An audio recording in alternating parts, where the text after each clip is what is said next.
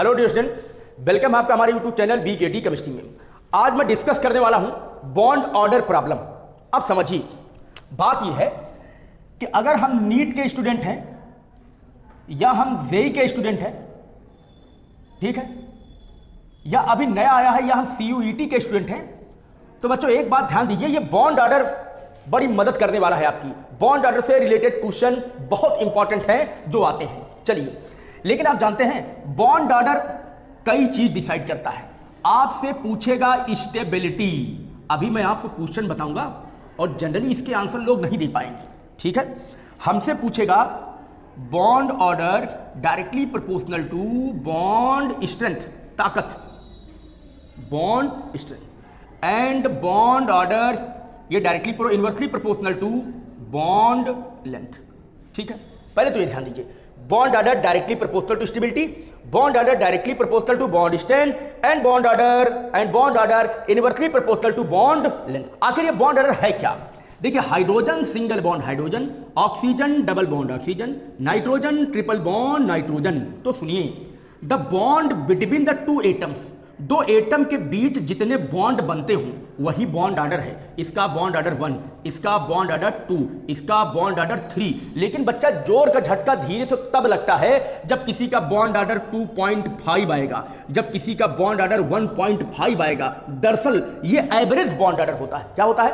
Average bond order होता है कि लगभग इतने एवरेज बॉन्ड बन रहे हैं। भाई 1.5 बॉन्ड तो बनेगा नहीं, क्योंकि 1.5 इलेक्ट्रॉन तो पार्टिसिपेट करेंगे नहीं, या 2.5 इलेक्ट्रॉन तो पार्टिसिपेट करेंगे नहीं। इसका मतलब 1.5 बॉन्ड ऑर्डर नहीं होगा।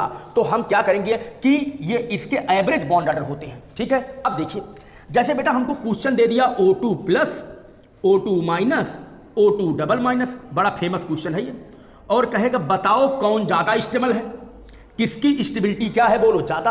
चकमा खा जाते हैं लोग, ढूंढते रहते हैं बेचारे कि कैसे स्टेबिलिटी पता पाएं, कैसे स्टेबिलिटी पता पाएं। घबराना नहीं है, आपको स्टेबिलिटी नहीं देखना है, बॉन्ड ऑर्डर निकालना है। बॉन्ड ऑर्डर निकाल के डायरेक्टली प्रोपोर्शनल स्टेबिलिटी पर सेट कर देना है, ठीक है। मैं ट्रिक बेसिस बात करने चाह रहा हूं, बेहतरीन ट्रिक आपके लिए लेके आया हूं, सुनिए। एक ट्रिक है 3 माइनस 0.5 इंटू n। चलिए, 3 माइनस 0.5 इंटू n। अच्छा, 3 तो मैथ की डिजिट हो गई, 0.5 भी मैथ की डिजिट हो गई। अच्छा सर, ये n क्या है? तो n है बेटा डिफरेंस, n है डिफरेंस फ्रॉम 14 इलेक्ट्रॉन, n है 14 इलेक्ट्रॉन से डिफरेंस, 14 इलेक्ट्रॉन से डिफरेंस। अच्छा, 14 इलेक्ट्रॉन से डिफरेंस का क्या मतलब हुआ? आइए जानते हैं। मान लो मैंने इलेक्ट्रॉनों को जोड़ा और मेरे पास इलेक्ट्रॉन 15 आए, तो 15 और 14 में डिफरेंस कितने का? 1 का हो गया ना। 15 14 में डिफरेंस कितने का? 1 का। मान लो इलेक्ट्रॉन ऐड करने पर 13 आए, तो 13 और 14 में डिफरेंस कितने का? 1 का। मान लो 17 आ गया, तो 17 और 14 में डिफरेंस कितने का?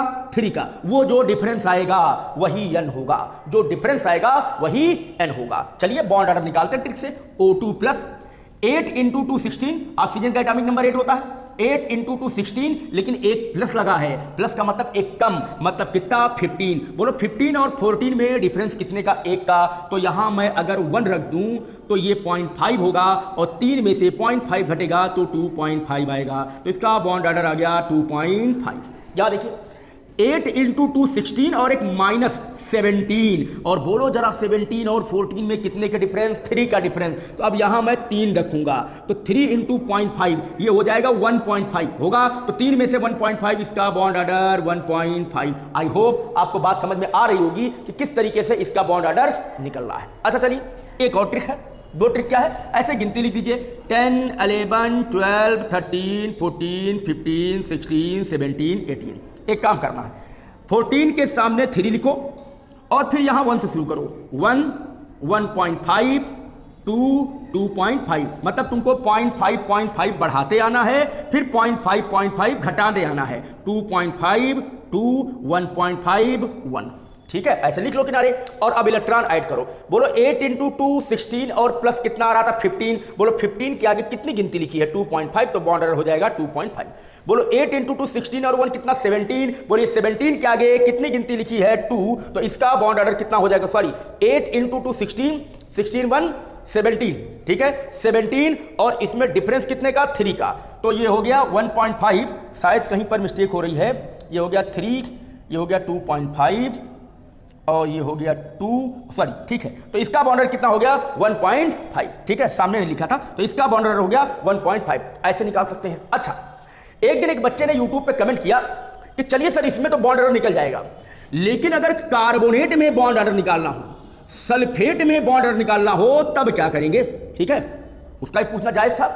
कंपटीशन पूछता है कि how many bond order in the carbonate, how many bond order in sulphate, carbonate और सल्फेट का क्या बॉन्ड ऑर्डर होगा। तो बच्चों देखो, इसके लिए ट्रिक है, इसके लिए ट्रिक है bond order is equal to number of bond upon RS. RS का मतलब रिजोनेटिंग स्ट्रक्चर, कितने रिजोनेटिंग स्ट्रक्चर बनते हैं। तो चलिए, जैसे अगर मैं सल्फेट की बात करूं और मैं स्ट्रक्चर बनाऊं बेटा, तो हमारा सल्फेट का स्ट्रक्चर ऐसा बनेगा, ये इस तरीके से सल्फेट का, और इसके जो रिजोनेटिंग स्ट्रक्चर बनेंगे वो टोटल बनेंगे 4, ये 11th में है, ये आपको जानना है। चलिए अब बोलो नंबर ऑफ बॉन्ड कितने हैं, 1 2 3 4 5 6, नंबर ऑफ बॉन्ड कितने हैं 6, तो नंबर ऑफ बॉन्ड हमारे पास हो गए 6, देखिए 1 2 3 4 5 6, नंबर ऑफ बॉन्ड 6, और रिजोनेटिंग स्ट्रक्चर कितने हो गए 4, तो 4 1 जा 4, 1 कितना है 2, और 4 5 जा हो गया 20, तो बोलिए बॉन्ड ऑर्डर कितना आ गया